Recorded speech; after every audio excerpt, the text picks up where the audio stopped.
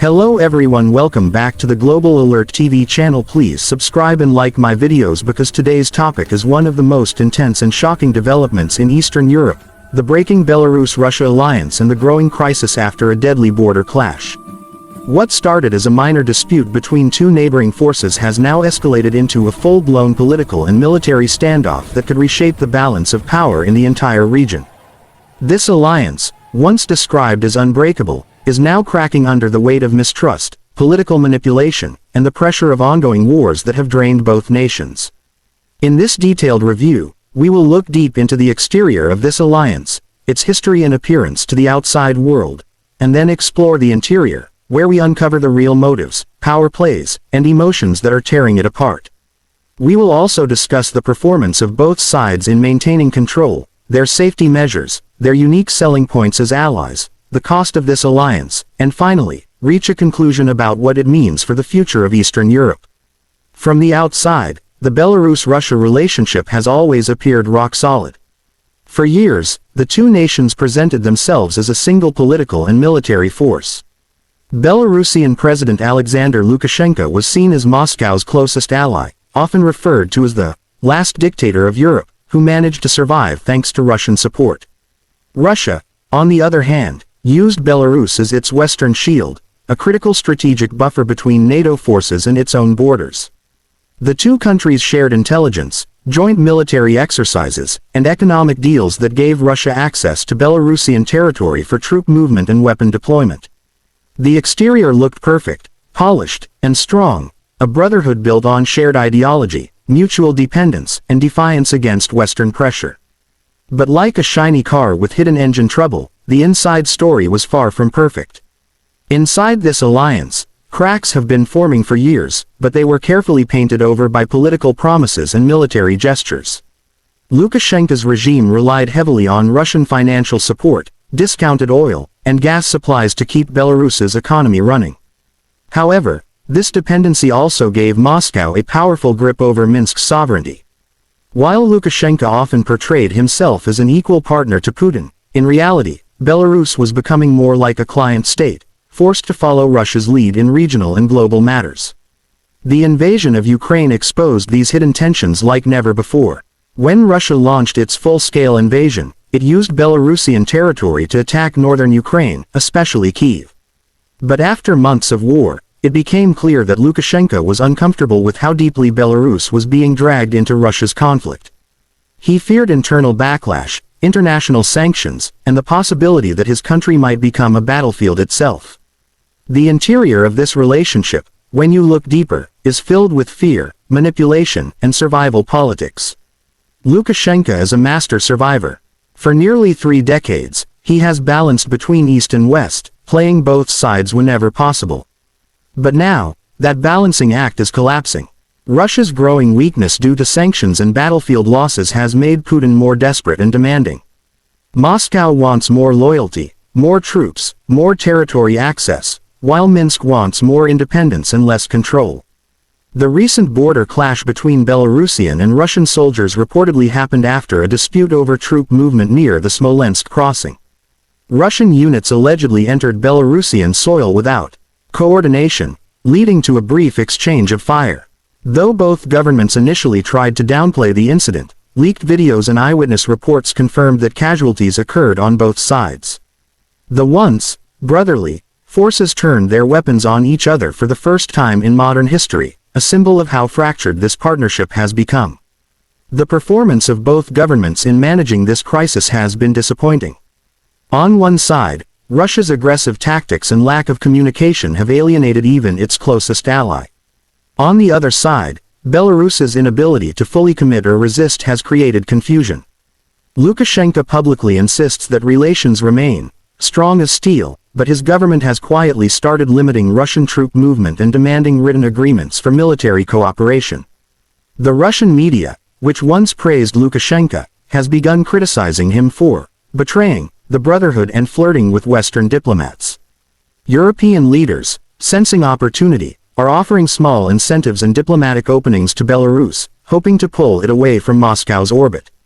But for Lukashenko, the challenge is enormous: how to appear loyal enough to Russia to avoid retaliation, yet independent enough to save his own regime from collapse. When analyzing the safety features of this alliance, it becomes clear that the protective mechanisms are failing.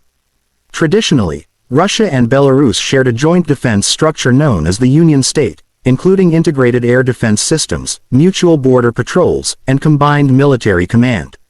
These were supposed to act as the safety net that would prevent misunderstandings or accidental clashes. But after the recent border incident, this safety system looks compromised. Joint communication lines failed to prevent the skirmish, and both sides accused the other of provocation.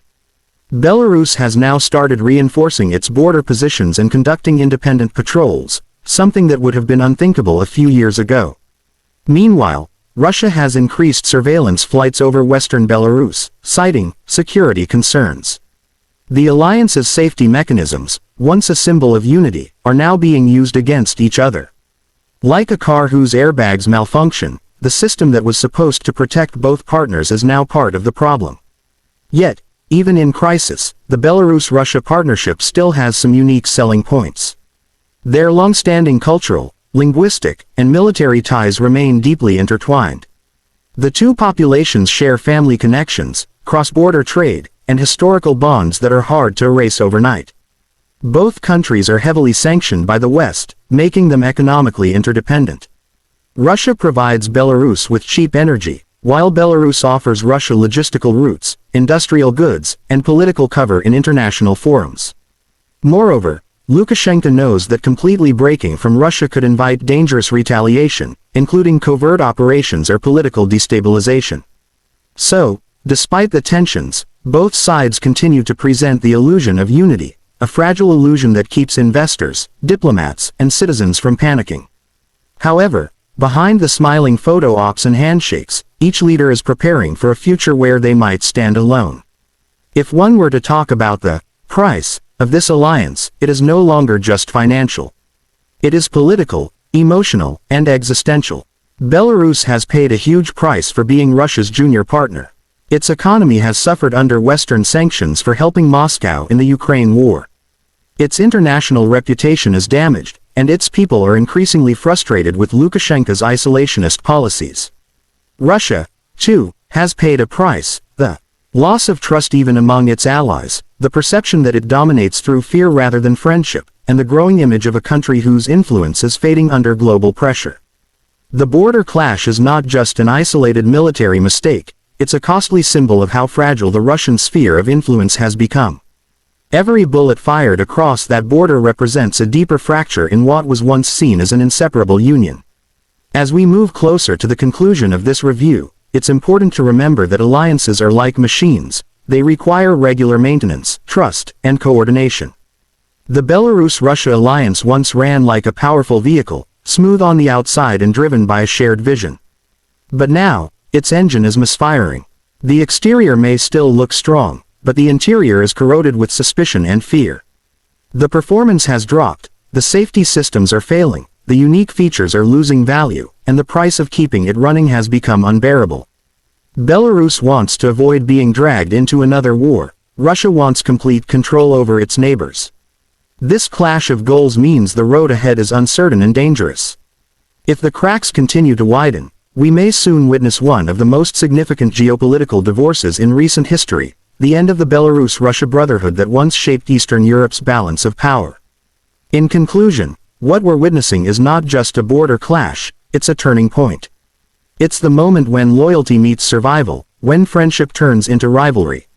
Belarus and Russia might still claim unity in front of cameras, but behind closed doors, both are calculating their next moves.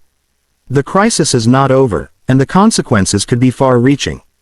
Whether it leads to open confrontation, silent separation, or forced reconciliation, one thing is clear: the era of unconditional Belarusian loyalty to Moscow is ending. The cracks have become visible to the entire world, and the so-called Steel Alliance is beginning to rust. As always, we at Global Alert TV will keep you updated on every new development. Thank you for watching. Please like this video, subscribe to our channel, and share it to stay informed about the rapidly changing world of global politics.